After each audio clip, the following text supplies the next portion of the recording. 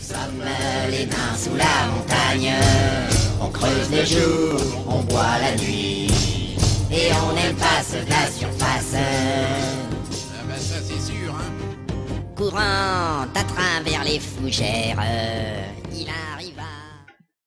Bonjour à tous et bienvenue pour cette nouvelle vidéo qui va donc vous présenter mon C'est lundi que lisez-vous, donc le petit rendez-vous hebdomadaire où je vous présente mes lectures de la semaine passée, ce que je lis actuellement, ce que je vais lire ensuite.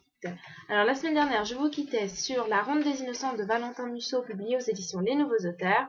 J'avais tout juste entamé le deuxième chapitre et je vous avais dit qu'on rentrait directement dans le vif du sujet. Donc très rapidement pour l'histoire, on va suivre un personnage du nom de Vincent Nimier qui va donc enquêter sur la mort, enfin l'assassinat de son frère, et donc découvrir ce que son frère aurait pu lui cacher qui fasse qu'il soit mort. Et parallèlement, on va suivre Justine, qui est lieutenant de police, qui elle va enquêter sur l'assassinat d'un jeune garçon dans un lycée. Voilà. Donc, qu'est-ce que j'ai pensé de ce livre? Alors, j'ai été déçue. Je suis même déçue d'être déçue, mais j'ai vraiment été déçue. L'histoire est très longue à démarrer. Il faut attendre la centaine de pages, pour que ça devienne vraiment super prenant, avec plein de suspense, où on puisse plus décrocher du livre. Non pas qu'avant c'était inintéressant, mais c'était assez long. Passé cette centaine de pages, j'ai vraiment eu plaisir à lire le roman. J'étais vraiment accrochée, j'étais vraiment très confiante. Et puis voilà, on arrive au début de la deuxième partie, aux alentours des 200 pages, parce que le roman est découpé en 3 parties. Donc la première partie fait 193 pages ou quelque chose comme ça. Et commencer cette deuxième partie, là, ça prend une tournure qui m'a vraiment beaucoup interpellée. J'ai quand même continué parce que j'avais envie de voir où voulait en venir l'auteur. Enfin, je comprenais pas trop en fait où l'auteur voulait aller. Puis j'ai continué, et c'est devenu de moins en moins intéressant. Ça a fini par prendre une tournure, mais j'ai pas compris. J'ai pas compris pourquoi l'auteur partait dans ce côté à moitié science-fiction. Et j'ai été de moins en moins prise dans l'histoire. J'ai quand même continué parce que j'avais envie de le finir, parce que au final, j'en avais marre de le lire. Puis on arrive dans les derniers chapitres. Alors, il se passe quelque chose, l'avant-dernier chapitre, il se passe quelque chose, mais on attend encore une petite réponse, savoir comment ça va se finir, et puis là, il nous manque une réponse. Le dernier chapitre, voilà, j'ai pas compris ce que ça devait faire là. Et puis l'épilogue, de la totale science-fiction. Voilà, vraiment complètement déçue par ce roman qui, au départ, était pourtant bien parti. Puis voilà, ça a pris une connotation à moitié science-fiction. L'auteur, lui, il a voulu faire passer ça pour du scientifique, mais ça reste quand même de la science-fiction. Et c'est pas passé. En tout cas, pour moi, ça m'a pas du tout plu. J'ai vraiment été beaucoup déçue par ce livre, que je voulais lire depuis un bon bout de temps en plus. Donc voilà, franchement, c'est vraiment pas le livre que je vous conseillerais pour découvrir cet auteur, mais je vous conseille vraiment de lire Les Cendres froides du même auteur. Là, c'était du vrai thriller.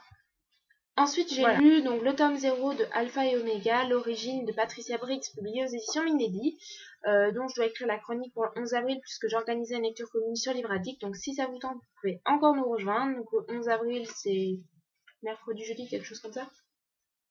Ça se lit très vite, et au final, j'en ai absolument rien pensé de cette nouvelle. C'est comme si on m'avait donné l'extrait d'un livre et qu'on m'avait dit, si ça vous intéresse, lisez la suite. Parce que c'est tellement rapide qu'on n'a pas le temps de s'intégrer à l'univers, et de s'intégrer dans...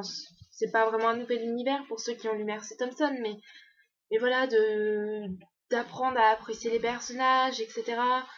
C'est tellement rapide qu'on n'a vraiment pas le temps de penser. Voilà, c'est à peine commencé que c'est fini. Bon, ça donne envie de lire la suite, évidemment, mais voilà, il n'y a pas grand chose à dire sur ce livre, sinon que maintenant je suis assez intriguée, j'ai bien envie de lire la suite assez rapidement. On a découvert 2 personnages qui ont l'air vraiment sympas. Enfin, on connaissait déjà Charles de Mercy Thompson, pour ceux qui ont lu Mercy Thompson. Personnellement, c'est un personnage qui m'avait plutôt plu et que j'avais bien envie de découvrir.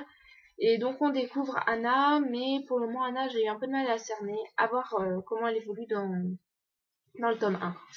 Donc voilà, une lecture globalement positive, mais j'ai pas grand chose à en dire. Puis j'ai terminé la semaine en lisant donc le tome 3 de La Quête des Livres Mondes, le livre du temps de Carina Rosenfeld, publié aux éditions La Talente, et dont voici la couverture maintenant.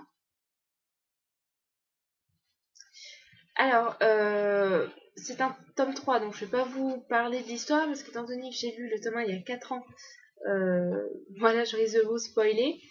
C'est un livre que j'appréhendais beaucoup et que j'ai eu beaucoup de mal à me lancer dedans, justement parce que j'avais peur de ne pas rentrer dans l'univers, ce qui a été un petit peu le cas. J'ai pas réussi à apprécier autant ce livre que j'ai apprécié les deux autres, parce qu'il y avait vraiment beaucoup trop de temps entre le deuxième et ce tome-ci. Il y a eu 2 ans d'écart entre l'apparition du tome 2 et du tome 3, et moi j'ai mis 1 an à me le procurer. Donc forcément, ça fait 3 ans que j'ai lu le tome 2, 4 ans que j'ai lu le tome 1, donc ça fait pas mal de temps. J'ai oublié vraiment pas mal de détails, j'ai pas réussi à re-rentrer dans cette histoire, j'aurais vraiment dû relire les 2 tomes. Donc j'ai apprécié, mais j'ai pas apprécié autant que les autres, ça n'a pas été un coup de cœur. J'ai continué, mais j'ai fini par lire un petit peu de travers parce que j'arrivais pas à re-rentrer, mais je voulais vraiment savoir comment ça allait se terminer, s'il allait y avoir des morts, voilà, qu'est-ce qui allait advenir un petit peu de tous nos héros. Et voilà, ça a été une bonne lecture. Je ne pense pas vous faire de chronique, ou alors une chronique vraiment globale sur la saga pour vous donner envie de découvrir cette saga, qui est vraiment une saga que je trouve assez atypique dans l'imaginaire. Mais voilà, je vais pas vous faire une chronique spécialement pour ce tome 3, parce que je n'ai pas grand chose. Alors, on va poursuivre avec mes lectures en cours, qui encore une fois sont au nombre de 3. Il y a le tome 2 de Francesca, La trahison des Borgia de Sarah Poole, publié aux éditions Ma, dont j'ai lu 2 chapitres, donc voilà. Je vais pas vous en dire beaucoup plus que les semaines dernières, sinon je suis toujours bien dedans. J'ai commencé mon livre VO, il s'agit donc du tome 1 de la saga A Covenant, Half-Blood de Jennifer L. Armentrout, publié aux éditions Spencer Hill.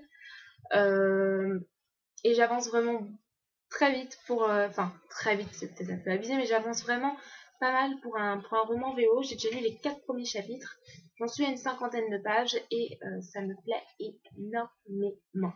Alors oui, ça rappelle Vampire Academy, parce que cette saga est vraiment comparée à Vampire Academy, mais j'avais adoré Vampire Academy, donc il n'y a pas de raison que je n'aime pas Half-Blood, et pour le moment c'est vraiment parti pour être peut-être pas un coup de cœur, mais pourquoi pas, parce que je suis vraiment bien dedans. Le vocabulaire est très très très très accessible. Enfin, je cherche un petit peu quelques mots, mais je cherche vraiment des mots pour bien comprendre, parce que j'en aurais pas forcément besoin, mais c'est parce que voilà, il y a des expressions des fois où vous avez envie de savoir, c'est un petit peu énervant de pas tout comprendre, mais voilà, c'est vraiment super accessible, c'est super bien. Et je suis complètement ravie, et je projette déjà d'acheter la suite, parce que pour le moment, au bout de 50 pages, je suis vraiment prise dedans, et j'ai qu'une envie en fait, c'est de le continuer. Donc franchement, c'est même possible qu'il soit terminé ce mois-ci. Alors là, ça serait une première, un roman VO lu en moins d'1 mois. Ça sera la première fois que ça m'arrivait, si j'arrivais à le terminer ce mois-ci. Et j'ai commencé le tome 1 de Night School, donc Night School de Seiji Doherty, publié aux éditions Robert Laffont dans la collection R. Alors, j'ai lu exactement 24 pages, donc j'en ai absolument rien à vous dire. Voilà, j'ai lu quoi? Oui, 2 chapitres. Bah, ça va. je peux vraiment rien en dire, mais ça va. Je suis pas... Déjà, je ne suis pas dégoûtée de la lecture, donc c'est pas mal. Le style d'écriture me convient, donc on va voir comment ça continue par la suite. Alors, je ne vais pas vous présenter de futurs livres, parce que je ne sais pas ce que je vais lire après Night School. Parce que j'ai bien envie de mettre Francesca en lecture principale cette semaine pour le terminer et attaquer le trône de fer. Donc je ne sais pas trop comment je vais organiser ma semaine, ça dépendra un petit peu de mes avancées livresques, si j'avance bien High School, si j'avance bien ma lecture VO aussi, de ce que j'aurai envie. Vu que j'ai déjà lu 3 livres et que mon niveau lecture est semble repartir enfin. Donc voilà, je vais pas me prévoir plein de livres, je vais voir ce que j'aurai envie de lire, tout simplement. En tout cas, je vous fais à tous de gros bisous. Et je vous dis à la semaine prochaine pour une future vidéo. Bisous bisous.